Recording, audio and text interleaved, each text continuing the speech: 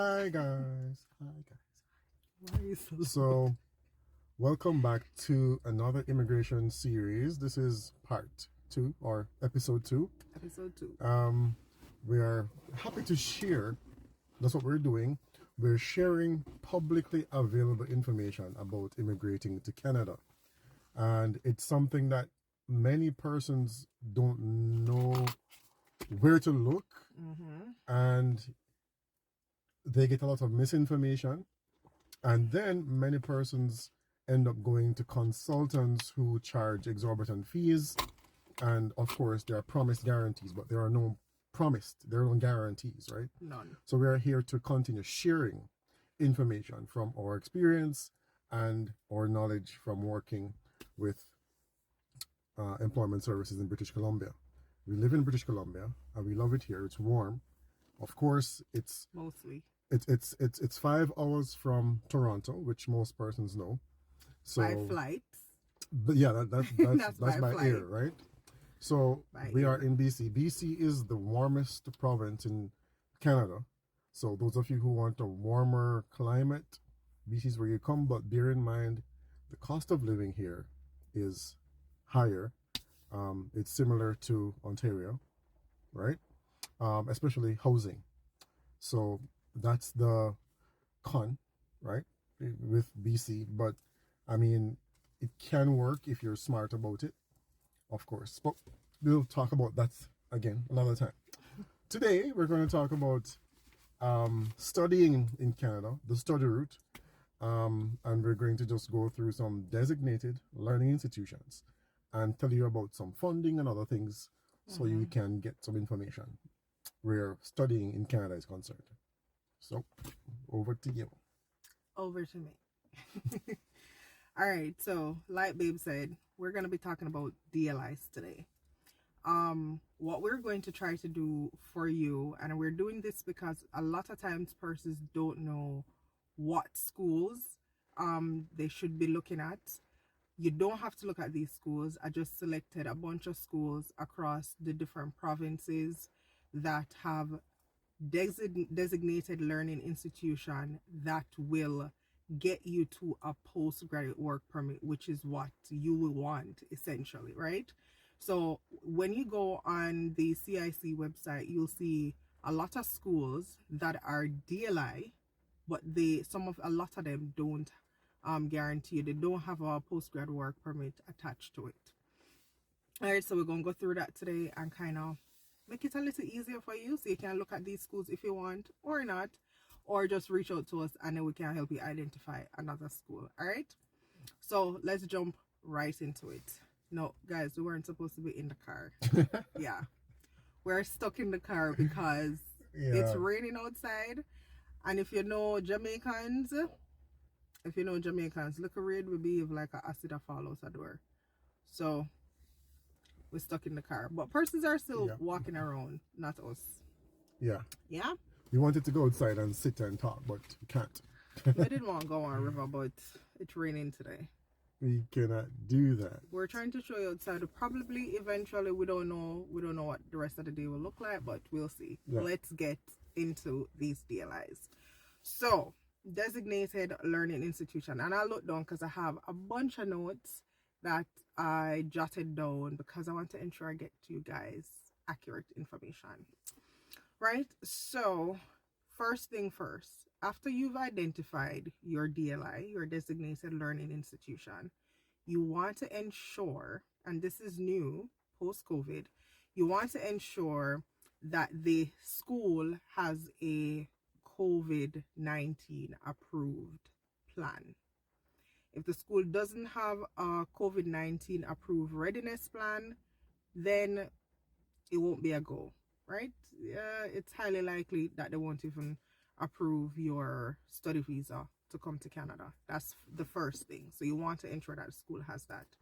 And then from there, you must obtain an acceptance letter from that DLI that you are applying to before you think of moving on to the next step, which is to send in all your documents to the embassy.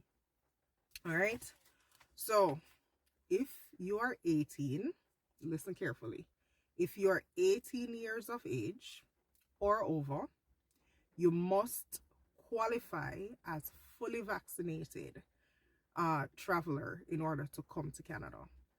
18 years or older, you must be fully vaccinated.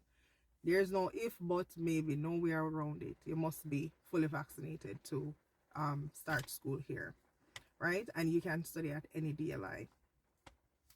If you are under 18 years old, you don't, and I repeat, you do not need to be fully vaccinated in order to travel to Canada or to study.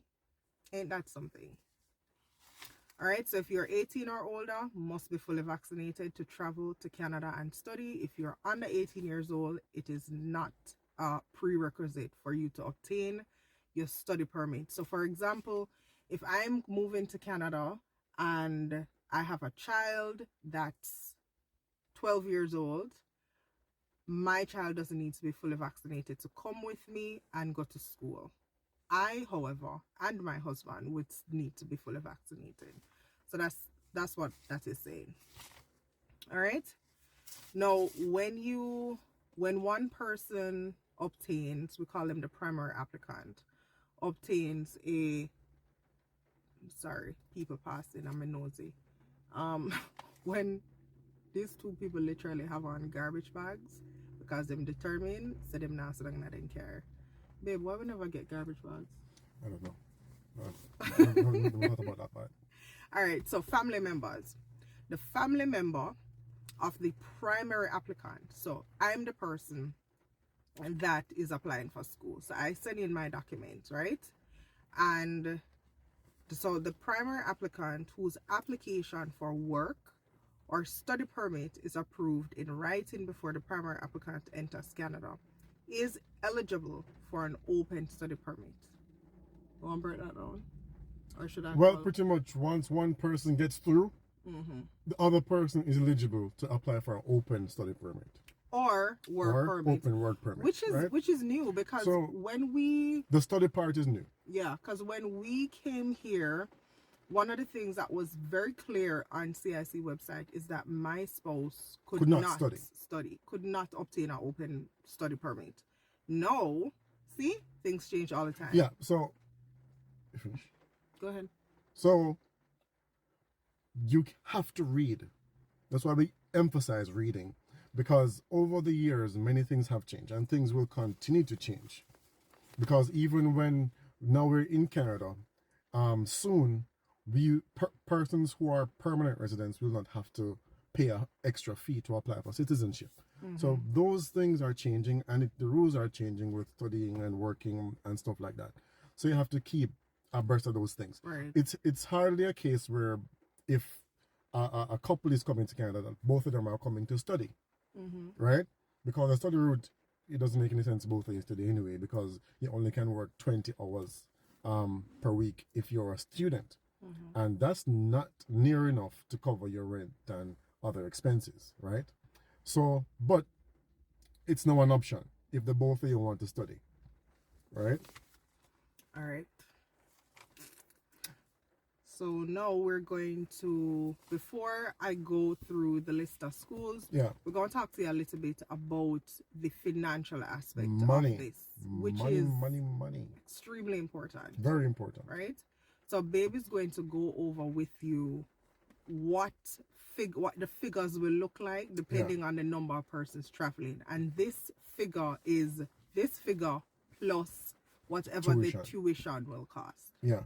So when you're coming to Canada, after getting the acceptance letter from the school, the next thing you need to be thinking about is how you're going to pay. And right now they require you to show proof of funds for 1 year, at least a year, right? Minimum. Right? The more you can show, the better. What does that look like? For one person, if you're a single person coming to Canada, you need to show 13,310 Canadian, or that equivalent in the other currency, wherever you live, right? Plus tuition. So it's 13,310 plus tuition for one person. For two persons is 16,500 $570 plus tuition, That's a lot. right? For 2 persons. So if you're coming from the Caribbean in Jamaica, or you're coming from another country, you will do that exchange, and you will have to show that money in your bank account with your name on it. It can also be a joint account, right? And if you're a minor, you're under 18, it can be your parents' bank account, right? But these are the figures for 3 persons. Let's say it's Tash, myself, and the child. It's 20,371, and these figures are on Canada.ca. When you go into the website, just go to the search bar, type proof of funds, hit enter, and it will take you to that page. It will take you to a bunch of links. Just click on the first thing at the top of the page, and it will take you to that table, and you'll see the breakdown, so you know exactly how much money you will need to show in your bank account. For 4 persons, it's 24,733, and these figures were recently updated, right? So these are the most recent figures.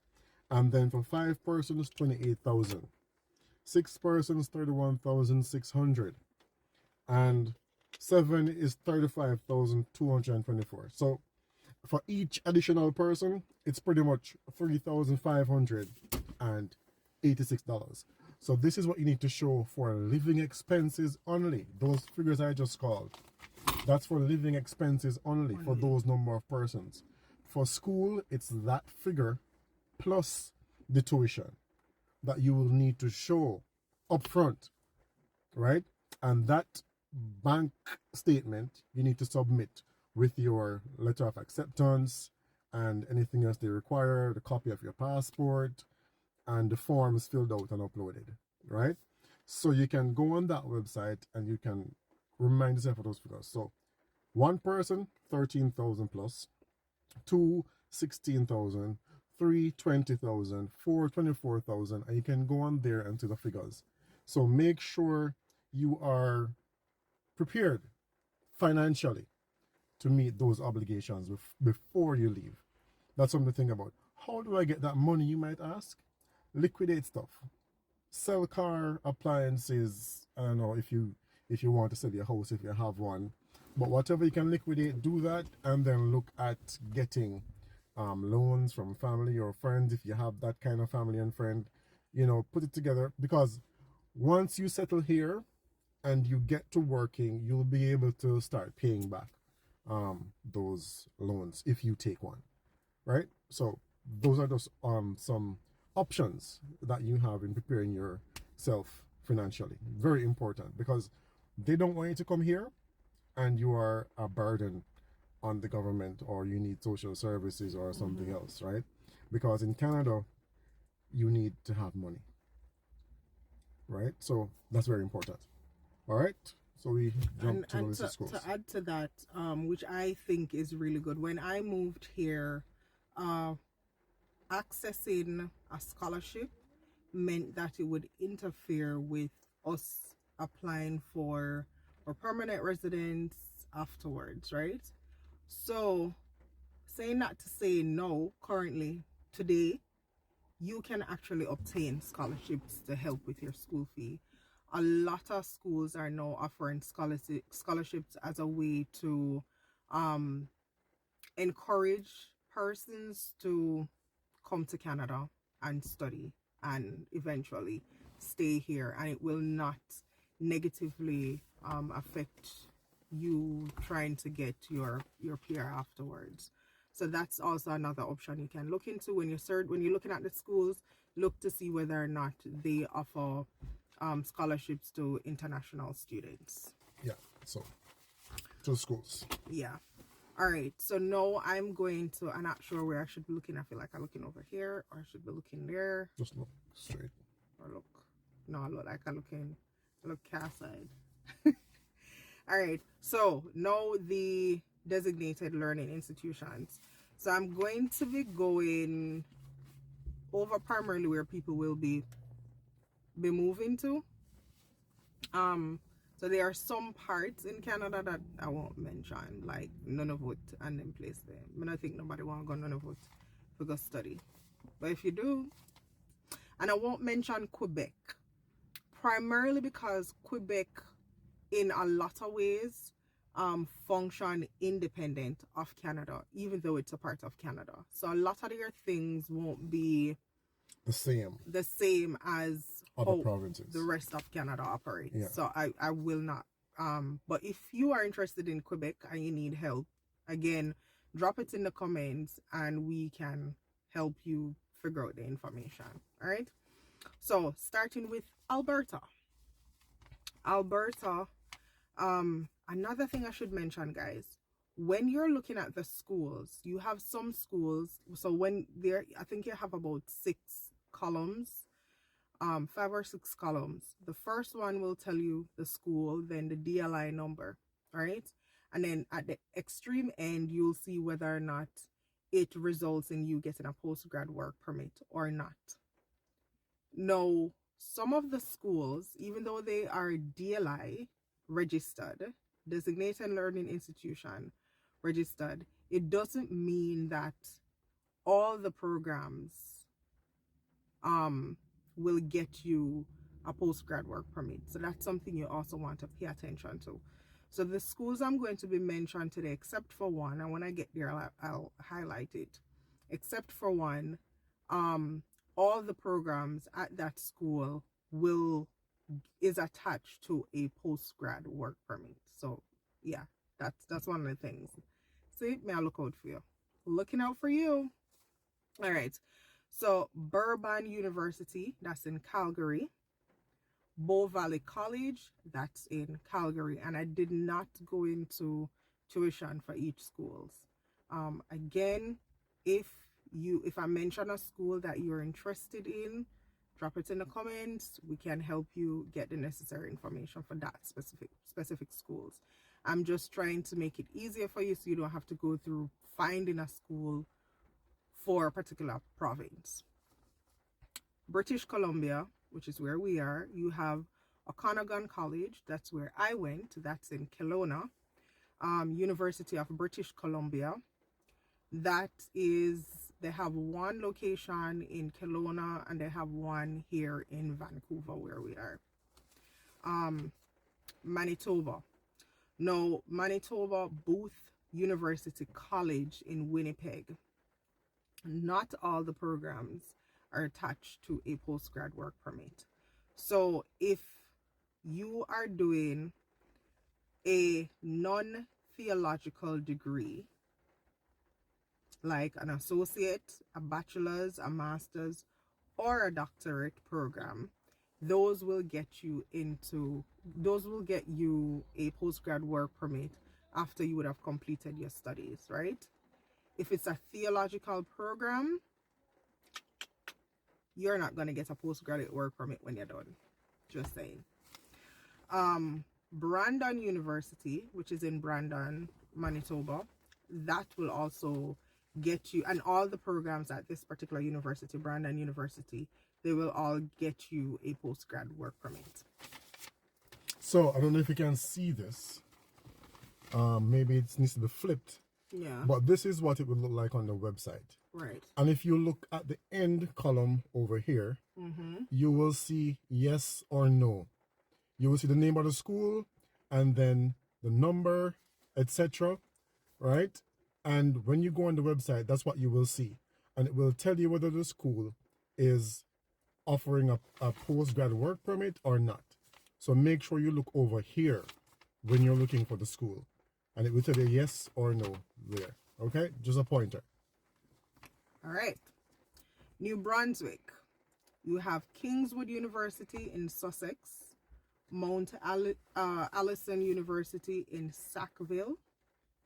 In Newfoundland and Labrador, you have College of North Atlantic, and they have several campuses. Honestly, when I was going through, I feel like that's the only school they have up there, and it's just one just everywhere. In every corner, you go find one.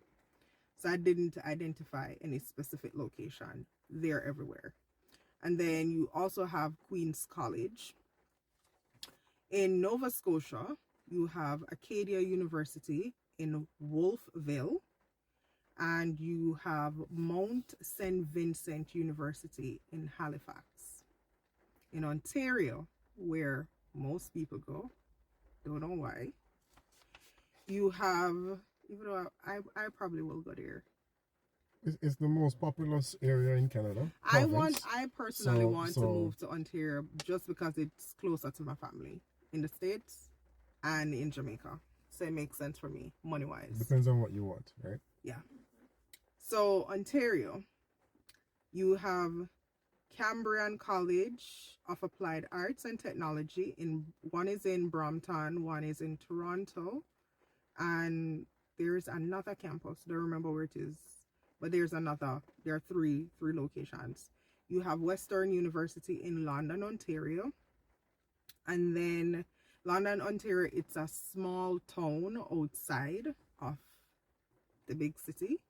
I think it's 2 hours away by train. I think so. I think it's 2 hours away by train or car ride. You have University of Waterloo, which is in Kitchener. That's another small town. So if you want to live in Ontario, you can. I would suggest starting out with the smaller towns because you're thinking about you getting a job and obtaining your PR and all these things. It's way smaller when you're in a smaller town. Trust me. And we're going to get into that. Prince Edward Island, you have Holland College, and again they have several campuses. Again, they look like on the Holland College them have over there in a PEI because they were a lot. You have University of Prince Edward Island, which is in Charlottetown, and they only have one campus. And last but by no means least, you have Saskatchewan. So you have College of Emmanuel and St. Chad in Saskatoon. You have Cumberland College, which is in some places. Just go on the website. Melfort and Tisdale and yeah, some places. I'm not gonna try to pronounce that. I can't embarrass myself. You have Parkland College. You have Parkland College in Yorkton and Northwest College in North Battleford. So those are some universities that you can check out and colleges. If it is that you are interested in migrating to Canada via the school route and you plan on staying here and you are interested in obtaining a postgraduate work permit, which is basically a documentation that allows you to work in the country legally after you're done and eventually obtain your permanent residence and then your citizenship. These are some schools that you can look at. They all are attached to postgrad work permit and they are all DLI registered. Anything else? Well, that's it. That's all. I mean, that was a lot of information that we provided. Yeah. I mean, you can go on the website or you can just go direct to the school's websites. Yes. And then read up and look where the schools are. Look around on Google. Look at some videos on their official sites because each province has an official website that you can check out, right? You can also go on Amazon. I prepared a little book that one of our readers called Immigration Bible, right? Because I put a lot of thought into it. Prepare that. It's easy. It has all the links and guides and key information that you need. It's on Amazon. It's called Immigrating to Canada, Prepare for Change. Go and get that book. The link will be below. Get the book. It's cheap. You can get the ebook, paperback, and it will help you. It will guide you, help you prepare for the journey from your home to Canada, right? A lot of people need information. If you know anyone who needs it, you can show them this video. Like, share, subscribe. We'll be back with more information and we're happy to help. Happy to help. It's all free. Free. All free. Guys, please like, share, comment, subscribe. When you do these things, all these free things, it helps us, right? It helps the video to show up in their algorithm and get to more persons, which is what we want. And the people who need the information will get it. Yeah, so help us, help you, help us. Yeah. Just saying. And this is it for today's video. Next week we have something special for you. A lot of persons want to come to Canada, but they don't want to go to school. And trust and believe, I get that. Okay, I get that. So next week, what I'm going to be doing, or what we're going to be doing rather, we are going to be talking about some provinces, the top 5 provinces. I think it's 5 or 4, don't quote me, that you can apply to their PNP, Provincial Nominee Program, directly from your home country. So Jamaica or wherever you are, you can apply via these PNP and obtain your PR before you even come to Canada. Yeah. So next week, meet us right here. All right, babe, ready? Bye. Bye. See ya.